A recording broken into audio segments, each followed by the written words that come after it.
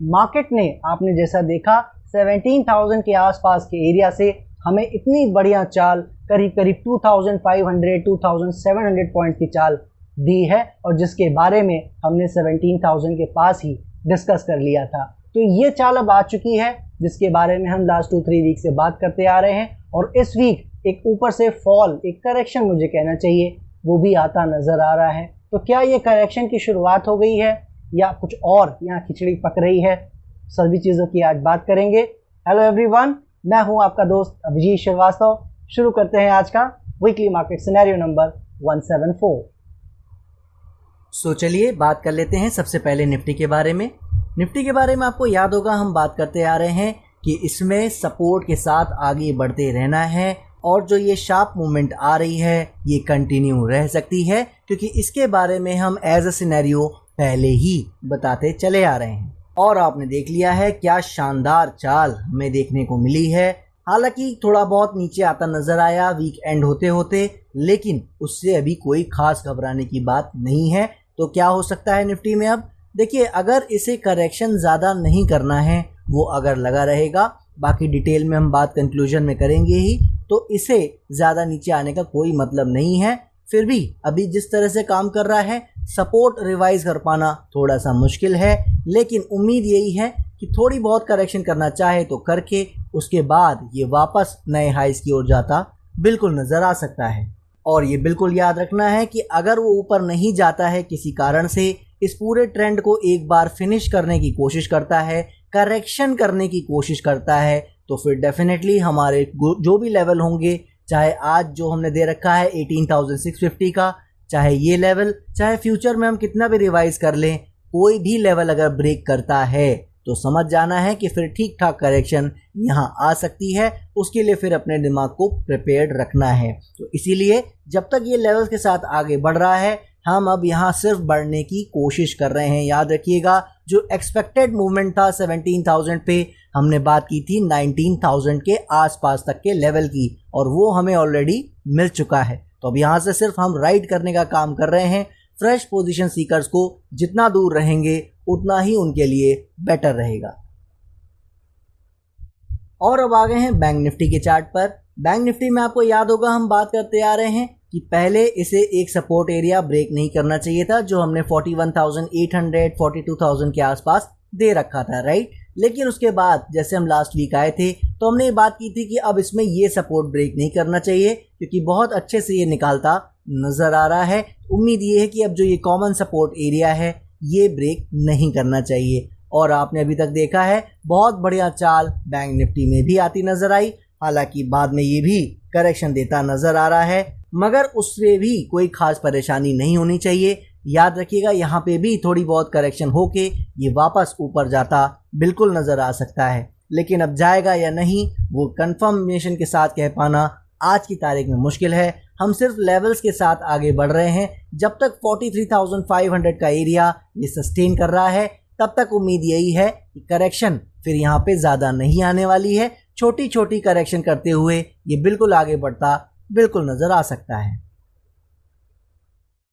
और अब आ गए हैं फार्मा सेक्टर के चार्ट पर। याद होगा आपको, ये चाल ये सारी चाल हम प्ले करते चले आ रहे हैं। बहुत ही शानदार चाल फार्मा सेक्टर ने दी है, थोड़ा लेट ही सही मगर बिल्कुल दी है, इसको आप डिनाई नहीं कर सकते। सो मुझे पूरी उम्मीद है बहुत मज़ा आ रहा होगा फार्मा सेक्टर में, जिसने भी अगर काम करने की कोशिश की है। फिलहाल अभी हम जैसा बात करते आ रहे हैं कि हमें सपोर्ट के साथ ही आगे बढ़ना है, ज़्यादा कुछ कहने को नहीं है, क्योंकि करेक्शन वो कभी भी किसी भी लेवल से ट्रिगर हो सकती है। एक एक्सपेक्टेड एरिया मेरे पास था जो हमेशा से यहाँ रेजिस्टेंस की तरह लगा हुआ है 14,000 के आसपास, 13,900 का एरिया। तो ये एरियाज़ हैं जहाँ से पॉसिबली ये करेक्शन कर सकता है, एक अच्छा रेजिस्टेंस एरिया है, लेकिन क्या वो करेगा या नहीं ये आज कह पाना बहुत मुश्किल है। तो इसीलिए वो यहाँ रुकेगा या और ऊपर जाके कहीं रुकेगा हम नहीं जान सकते। इसीलिए जो हमने 13,150 का एरिया दिया है, इसी के साथ इसमें आगे बढ़ते रहने की ज़रूरत है। करेक्शन बिल्कुल आ सकती है, याद रखना है, छोटी मोटी होगी तो यहीं कहीं से ये वापस लौटता नजर आ जाएगा, बड़ी होगी तो एक बार फिर हम इससे बाहर हो जाएंगे। और अब आ गए हैं मेटल सेक्टर के चार्ट पर।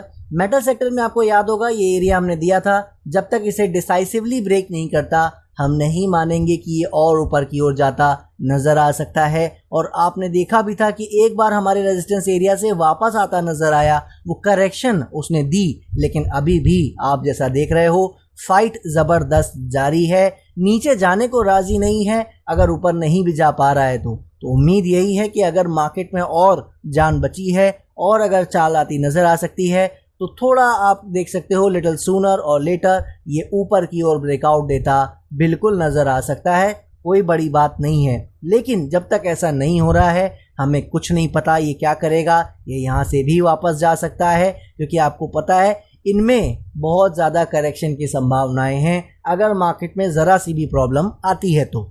इसीलिए हम बात करते आ रहे हैं, इनमें कोई क्लैरिटी नहीं है, सपोर्ट के साथ आगे बढ़ते रहना है। 5850 का लेवल पहले हमने दे रखा था, थोड़ा बहुत रिवीजन हम करना चाहें तो यहाँ बिल्कुल कर सकते हैं। कौन सा एरिया है वो? दिस वन, ये आ रहा है आपका 5950।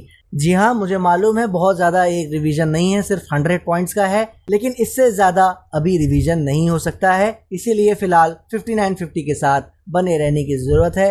अगर इसको अच्छा करना है तो आप देखोगे ये लेवल ब्रेक किए बिना थोड़ी बहुत करेक्शन करके ये वापस ऊपर की ओर चलता बिल्कुल नज़र आ सकता है। और अब आ गए हैं एनर्जी सेक्टर के चार्ट पर। याद होगा आपको हम क्या बात करते आ रहे हैं, सपोर्ट हमारा ब्रेक नहीं कर रहा है, अटेम्प्ट कई सारे हो रहे हैं, लेकिन इसमें अभी हार नहीं माननी है क्योंकि इसी ने चाल नहीं दी है। स्पेसिफिकली बात करता आ रहा हूँ 19,400 का एरिया है, यहाँ तक कम से कम चाल आती बिल्कुल नज़र आ सकती है। क्या देखा आपने? बहुत बढ़िया चाल इस वीक आती नज़र आई है, तो बहुत अच्छे से चल लिया है। और आपने देखा है सरप्राइजिंगली हाई भी रेजिस्टेंस के आसपास ही बना गया है लकीली, क्योंकि आपको पता है हमारे लिए लेवल कभी एग्जैक्ट लेवल नहीं होते हैं, वो एक एरिया होता है। तो बिल्कुल चाहे तो हाई इसके ऊपर भी लगा सकता था, फिर वापस आ सकता था, लेकिन ऐसा नहीं किया। तो क्या करेगा यहाँ से अब हम देखेंगे। फिलहाल ये रेजिस्टेंस ब्रेक करेगा या नहीं, इसका लोड लेने से बेटर ये है हम अपने सपोर्ट्स को फॉलो करें। तो क्या है वो सपोर्ट? ये जो एरिया हमारा पहले सपोर्ट नीचे का था अब ये रिवाइज हो गया है। जी हाँ, अब इसे इस एरिया को जो ये प्रीवियस हाइज हैं 18,400 के आसपास, इसे ब्रेक नहीं करना चाहिए अगर ये और ऊपर अच्छा करना चाह रहा है तो। याद रखिएगा 6-7 आवर्स की सस्टेनेबिलिटी हमें चेक करनी है, 2-3 डेज की नहीं करनी है, बहुत ज़्यादा नहीं देखना है। तो 6-7 आवर्स की सस्टेनेबिलिटी अगर इसके नीचे हो तो फिर एक बार समझ जाना है गड़बड़ होती नज़र आ रही है और फिर हमें इससे दूर हो जाना चाहिए। जब तक ऐसा नहीं हो रहा है उम्मीद बनी रहेगी कि सूनर और लेटर करेक्शन करके या बिना करेक्शन किए ये इस लेवल को ब्रेक करता बिल्कुल नज़र आ सकता है। और अब आ गए हैं आईटी सेक्टर के चार्ट पर। आईटी सेक्टर ने भी आपने देखा है बढ़िया परफॉर्म किया है, हालांकि बहुत ज़्यादा अच्छा तो नहीं, लेकिन हम जैसा बात करते आ रहे हैं इसमें ब्रॉडर व्यू है ही नहीं। लंबे टर्म के लिए आने वाले 5-6 मंथ के लिए ये क्या करेगा कोई क्लैरिटी नहीं है। लेवल बाय लेवल हम आगे बढ़ने की कोशिश करते आ रहे हैं इन एरियाज से। अभी तक जो हम लेवल देते आ रहे हैं 27,800 के आसपास, लेकिन अब जिस तरह से ये काम कर रहा है, जितना समय यहाँ पे ये बिता रहा है, अगर इसको अच्छा करना है तो मेरे हिसाब से अब ये लो बिल्कुल फॉलो किया जा सकता है। जी हाँ, ये जो रिवाइज्ड एरिया है 28,300 के आसपास। याद रखिएगा लाइंस हम इसलिए यहाँ नहीं लगा रहे हैं क्योंकि ये एक बहुत ही इमीडिएट सपोर्ट है, वीक बाय वीक बढ़ने के लिए ये सपोर्ट हम इस्तेमाल कर रहे हैं, क्योंकि ओवरऑल ये ब्रॉडर रेंज में चल रहा है। हर वीक हम ये रिपीट करते हैं, जब तक इस रेंज से बाहर किसी साइड नहीं हो जाता तब तक इसमें ट्रेंड की ओवरऑल के लिए क्लैरिटी नहीं आने वाली है। इसीलिए बस सपोर्ट के साथ आगे बढ़ते रहना है। अगर हम लकी रहे तो इस बार इस लेवल को ये ब्रेक कर देगा तो सब कुछ अच्छा हो जाएगा, यानी छोटे लेवल से ही हम बड़े ट्रेंड को भी प्ले कर सकते हैं। यही लेवल्स की ताकत है, इसीलिए ये अल्ट्रा शॉर्ट टर्म लेवल को भी ध्यान देना ज़रूरी है। जब तक 28,300 का एरिया ये होल्ड कर रहा है तब तक कोई प्रॉब्लम आईटी सेक्टर में नहीं नज़र आ रही। और अब आ गए हैं ऑटो सेक्टर के चार्ट पर। ज़बरदस्त चाल देता नज़र आ रहा है, मुझे ये कहने में कोई भी झिझक नहीं है, मेरी सोच से बेहतर परफॉर्मेंस देता नज़र आ रहा है ऑटो सेक्टर। अब ऐसे स्टॉक भी चलने लगे हैं ऑटो सेक्टर में जो काफ़ी टाइम से यहाँ पे परफॉर्म करते नज़र नहीं आ रहे थे। जी हाँ, मारुति जैसे स्टॉक भी अब ऊपर चलते नजर आ रहे हैं। कोई रिकमेंडेशन यहाँ नहीं है, बस लेवल के साथ आगे बढ़ते रहना है। मुझे पूरी उम्मीद है इसका जो राइड हमने किया है सभी ने इसे खूब एंजॉय किया होगा और अभी भी हम लेवल्स के साथ करते चले जा रहे हैं। आगे क्या होगा वो हम देखेंगे। याद रखिएगा ये लेवल्स सिर्फ इसलिए हैं कि जब भी ये ब्रेक करेंगे करेक्शंस की शुरुआत होगी, तो फ्रेश पोजीशन सीकर्स जो हैं उनको बिल्कुल दूर रहना चाहिए। और अभी जिस तरीके से काम कर रहा है, सिंपल सी बात है, 14,500 के ऊपर जब तक है तब तक किसी भी तरह की ऑटो सेक्टर में प्रॉब्लम नहीं है। और अब आ गए अपने सुपरस्टार चार्ट, जिसकी बात हम इस एरिया से करते आ रहे हैं और इसमें जो रिटर्न है वो आउटस्टैंडिंग मिल चुका है। ये 20% का रिटर्न अब तक दे चुका है। जी हाँ, ये जो 20% देख रहे हो आप, ये ऐसे इंडेक्स ने दिया है जो बहुत ही ज़्यादा मुश्किलों में बढ़ता है और जिससे ज़्यादा उम्मीद कभी कोई करता नहीं है। हम बात कर रहे हैं एफएमसीजी सेक्टर्स की और क्या ज़बरदस्त परफॉर्मेंस इसने हमें दिया है। मुझे पूरी उम्मीद है इसको भी आपने एंजॉय किया होगा ऑटो सेक्टर की तरह। ऑटो से ज़्यादा कन्विक्शन इवन हमारा एफएमसीजी में था और उसने हमें किसी भी तरह से निराश नहीं किया है। तो अभी इसमें लेवल में कोई चेंज नहीं है। 50,500 के साथ ही फिलहाल इसमें बने रहना चाहिए। और जो फ्रेश पोजीशन सीकर्स हैं, जैसा मैं बोलता आ रहा हूं, उनके लिए काफ़ी लेट हो चुका है। ज़्यादातर सेक्टर में अब उन्हें दूर ही रहने की ज़रूरत है। और अब आ गए हैं पीएसयू बैंक के चार्ट पर। जी हाँ, बहुत बढ़िया काम करता नज़र आ रहा है, लेकिन इसके बारे में मुझे कहने में कोई झिझक नहीं है और आज भी यही बात कहूँगा। हम इसमें बहुत ज़्यादा उम्मीदें नहीं रखते आ रहे हैं। उसका रीज़न हम आपको बताते आ रहे हैं कि ये रेस्टिंग पीरियड में है। जब तक ये कंफर्म ना कर दे कि ये अच्छा करने के मूड में है, तब तक हमें इसमें ज़्यादा कोशिशें नहीं करनी चाहिए। फिर भी हम यहाँ पे लेवल्स के तौर पर बात करते आ रहे हैं कि जो भी इसमें इंटरेस्टेड है 3850 के साथ बनी रहने की ज़रूरत है। आपने देखा है अभी तक उस लेवल को होल्ड करता रहा और इस वीक फाइनली ज़बरदस्त परफॉर्मेंस देता नज़र आ रहा है। इसी की हम बात कर रहे थे कि इस एरिया तक तो आ सकता है, यहाँ से क्या करेगा वो हमें देखना ज़रूरी है, क्योंकि हमारे लिए मेजर एरिया ये 4390 4400 का ही रहा है। सो अब जब ये मूव आ चुका है, अब क्या हो सकता है। देखिए, जिस तरह का मूव इसने दे दिया है, बहुत अच्छी उम्मीदें बन रही हैं कि अच्छा कर सकता है बिल्कुल। लेकिन क्या आज हमें कंफर्मेशन मिल गई है? क्या ये कैंडल हमें ब्रेकआउट बता रही है कि 4400 के ऊपर हो गया है, 4450 चल रहा है आखिरकार? आपको पता है हमारे लिए हाई कोई भी लग जाए कोई मैटर नहीं करता है, मेन होता है कैरेक्टर एंड सस्टेनेबिलिटी। तो कुल मिला के अभी तक क्लियर नहीं है, लेकिन अच्छी बात क्या है, हमें वो लेवल मिल गया है जिसके नीचे इसे अब किसी भी हाल में नहीं आना चाहिए। वो है ये area which is somewhere around 4160। जी हाँ, अब अगर ये अच्छा करना चाहता है तो थोड़ी बहुत करेक्शन करने तो आ सकता है, लेकिन उसके बाद इसे इस लेवल का ब्रेकआउट दे देना चाहिए। इसीलिए इस रेजिस्टेंस के साथ साथ इस सपोर्ट पे भी अब ध्यान देना है। जब तक 4160 के ऊपर है तब तक किसी तरह की कोई प्रॉब्लम नहीं है। याद रखिएगा, जो एक्सपेक्टेड मूवमेंट था वो अब हमारी नज़र में आ चुका है। यहाँ से जो भी आएगा वो एक फ्रेश जर्नी की शुरुआत पीएसयू बैंक के लिए हो सकती है। और अब आ गए हैं रियल्टी सेक्टर के चार्ट पर। याद ही होगा आपको, बेहतरीन चाल, बेहतरीन परफॉर्मेंस जैसा इससे एक्सपेक्टेड रहा है, ज़बरदस्त काम करता नज़र आया है। पूरी उम्मीद है मुझे सबने इसे एंजॉय किया होगा, भले काम किया हो या ना किया हो। फर्स्ट क्लास तरीके से बढ़ा है, कोई करेक्शन दिए बिना बढ़ता चला जा रहा है। तो अब क्या करना है, वही जो हम लोग कुछ हफ्तों से करते चले आ रहे हैं, लेवल्स के साथ आगे बढ़ते जाना है। फ्रेश पोजीशन सीकर्स के लिए दिल्ली दूर हो चुकी है। जब तक कोई ठीक ठाक करेक्शन नहीं आती है, फ्रेश पोजीशन सीकर्स को रियल्टी से भी दूर रहना है। अब लेवल क्या रिवाइज हो गया है वो बात कर लेते हैं। लेवल पहले 490 के आसपास था, अब हो गया है हमारा 510 के आसपास। जी हाँ, जब तक 510 के ऊपर है तब तक कोई प्रॉब्लम नहीं है, लेकिन जैसे ही इस लेवल को काट देता है, याद रखना है कि करेक्शन की शुरुआत मानी जाएगी, तो फिर उसके बाद इससे नमस्ते कर देना चाहिए। सो ये देख लिए आपने सभी चार्ट्स। चलिए अब कंक्लूजन में समझ लेते हैं कि मार्केट आखिर क्या खिचड़ी यहाँ पकाती नज़र आ रही है। सबसे पहले सेक्टर्स के ही बारे में बात कर लेते हैं। जैसा आपने देख लिया है, ज़्यादातर सेक्टर्स जो हम बात करते आ रहे थे उस तरह की चाल ज़बरदस्त उन्होंने दी। वहाँ पे 10, 20, 25% का भी मूव आपने देखा इंडेक्स ने हमें दिया है लास्ट 2-3 मंथ्स में। और इन सभी चीज़ों की बात हम यहाँ मार्च अप्रैल मंथ से करते चले आ रहे हैं। जो भी हमारे नए दर्शक हैं वो चाहें तो हमारे मार्च अप्रैल के व्यूज़ को, हमारे वीडियोज़ को जाके चेक कर सकते हैं। इसके बाद जब ये सेक्टर्स में इतना अच्छा मूव आया तब हम यहाँ बात करते आ रहे हैं लास्ट 3-4 वीक से कि थोड़ा सा हमें यहाँ पे अपने आप को कॉशियस रह के चलना है।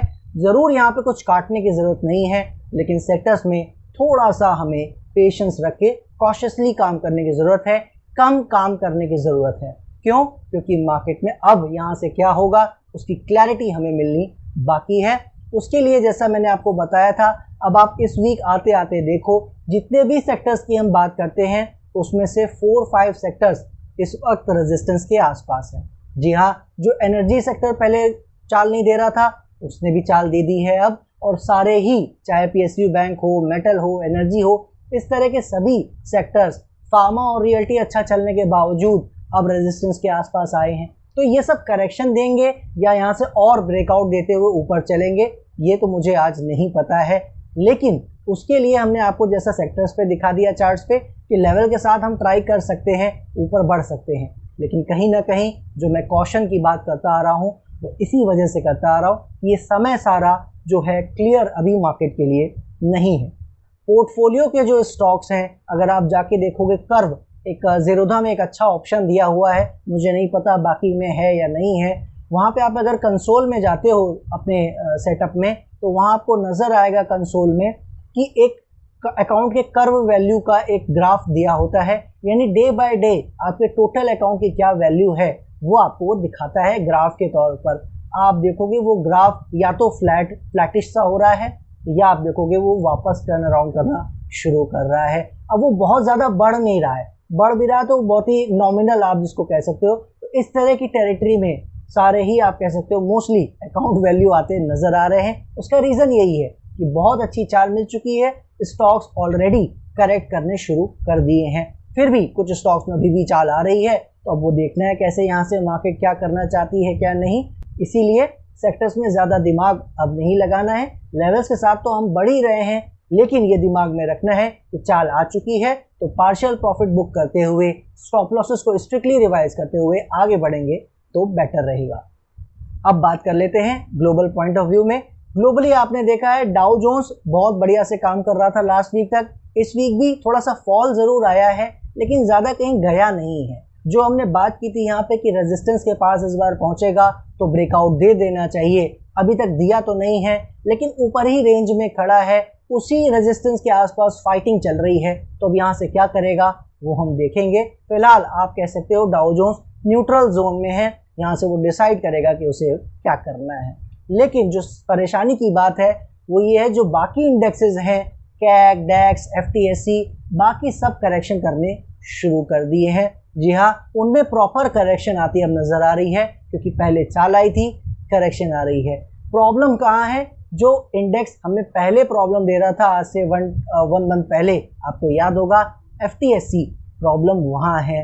जी हाँ, जहाँ वो डेंजर जोन में आया था लास्ट टाइम और हमने आपसे कहा था कि यही कहीं से बढ़ जाना चाहिए, उस समय लेवल नहीं दिए थे। आज आपको चार्ट पे लेवल नज़र आ रहा है, वही वो एरिया था मोटा मोटी जहाँ से उसको ऊपर चले जाना चाहिए था, वो निकल के चला गया था। लेकिन इस बार वापस फिर वहीं आ गया है, जबकि बाकी इंडेक्सेस में सिर्फ करेक्शन की शुरुआत हुई है। इसके अलावा जो प्रॉब्लम वाले एरियाज़ की हमने डिस्कशन की थी, डॉलर इंडेक्स की, डॉलर इंडेक्स ठीक ठाक काम कर रहा है, अभी भी जोन में है, अभी उसमें ज़्यादा कुछ कहने को है नहीं। प्रॉब्लम कहाँ आ रही है? दोबारा से प्रॉब्लम आ रही है बॉन्ड यील्ड में।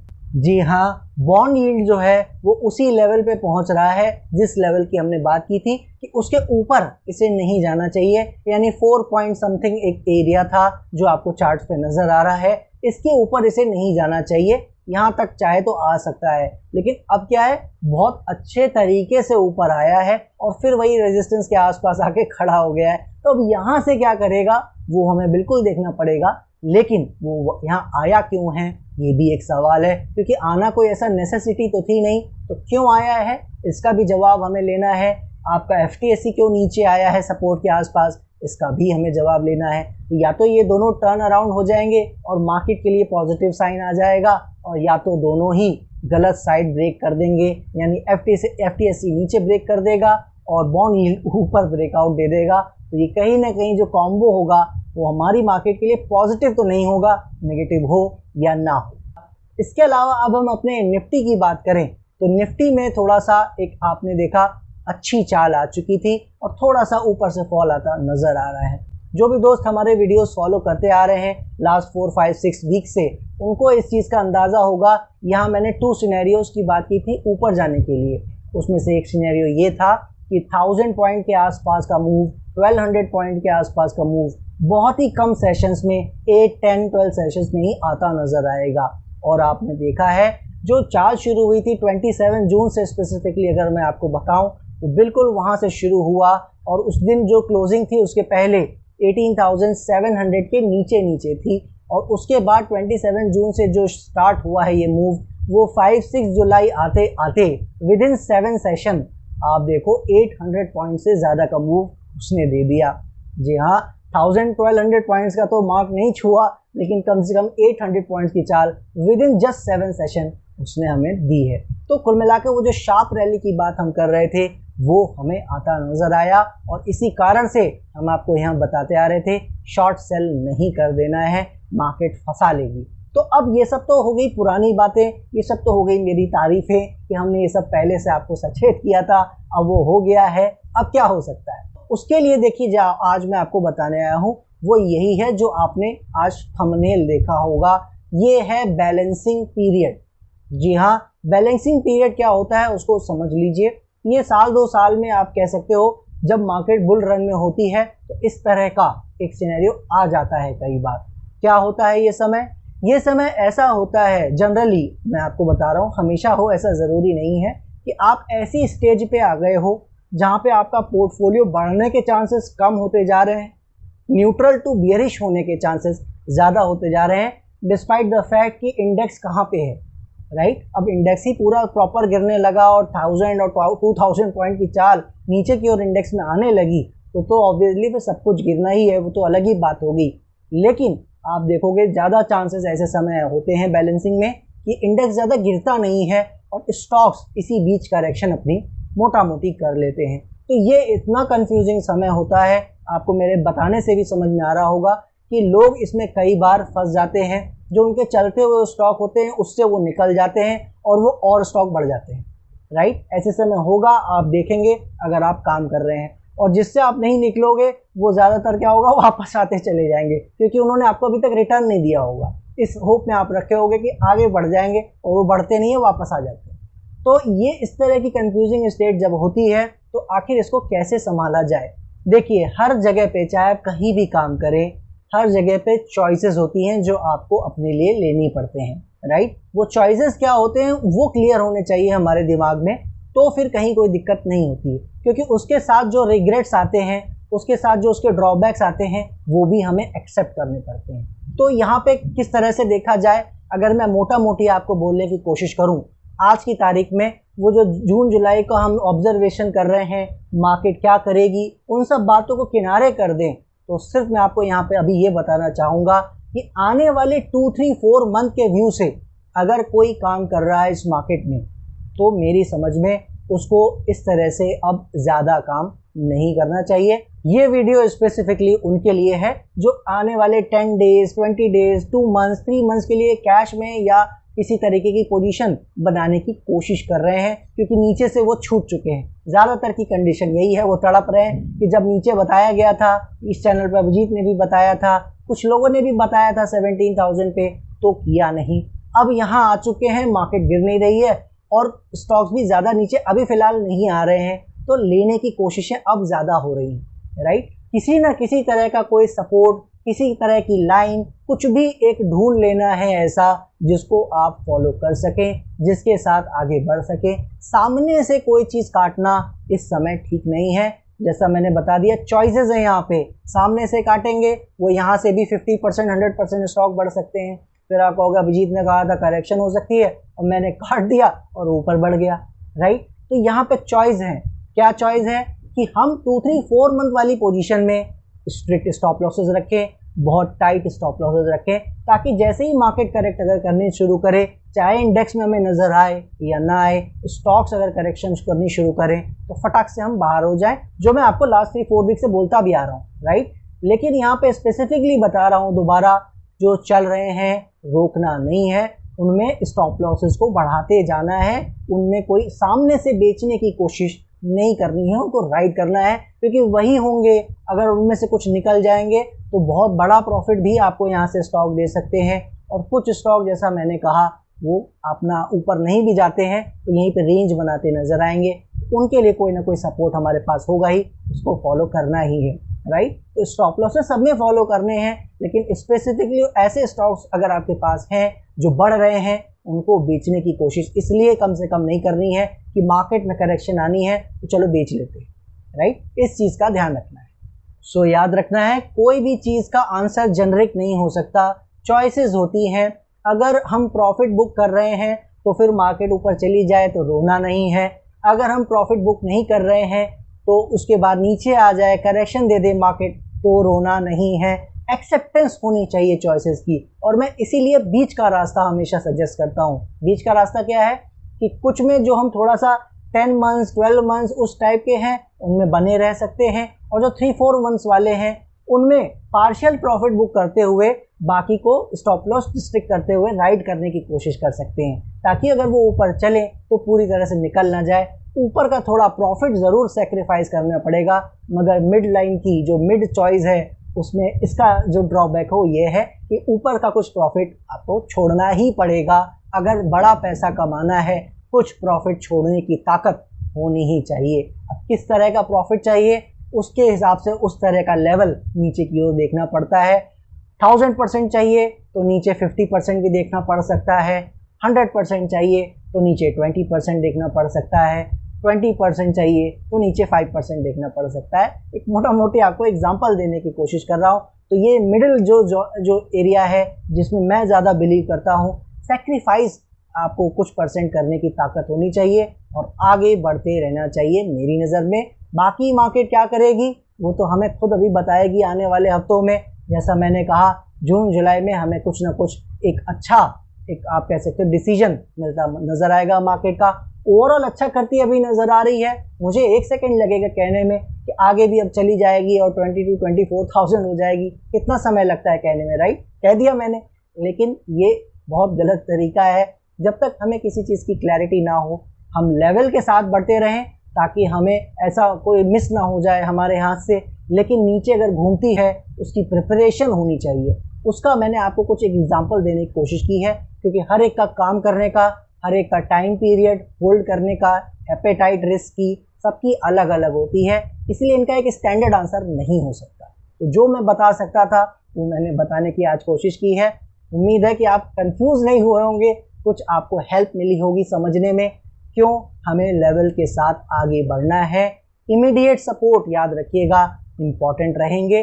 जो 10-20% और राइज देखना चाहते हैं कम से कम इमीडिएट सपोर्ट उनको फॉलो करना चाहिए। शॉर्ट टर्म सपोर्ट ऑब्वियसली दूर हो गए होंगे क्योंकि मार्केट में चाल आ चुकी है। जिसमें शॉर्ट टर्म सपोर्ट है पास उसमें तो कोई दिक्कत ही नहीं है।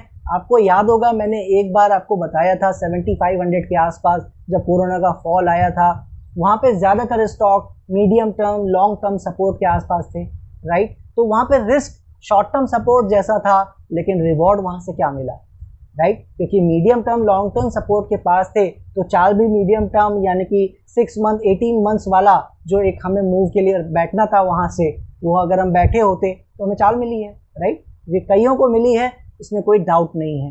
तो इसी तरह अब आप समझिए कि ये ऐसा समय है अगर सपोर्ट के साथ चलते रहेंगे अच्छा रहेगा। काट दिया और कहीं मार्केट यहाँ से निकल गई तो वो दिक्कत है। लेकिन इस चक्कर में नया काम करना, पोजीशंस बना लेना, वो भी मेरी नज़र में ठीक नहीं है। बाकी सबका अपना अपना तरीका है काम करने का। मैंने बस इसको ब्रॉडर वे में समझाने की कोशिश की है। चॉइसेस मैंने समझाने की कोशिश की है कि हम क्या एक्सेप्ट कर रहे हैं, उसके लिए फिर हमें रोना नहीं है अगर हमारे अगेंस्ट ही ऐसा होता है। तो तीनों चॉइसेस आपको देने की कोशिश की है, सबका अपना अपना तरीका है, उस तरह से इसको हैंडल करना चाहिए। दीजिए मुझे इजाज़त, नेक्स्ट वीक फिर मिलेंगे, तब तक के लिए जय हिंद जय भारत।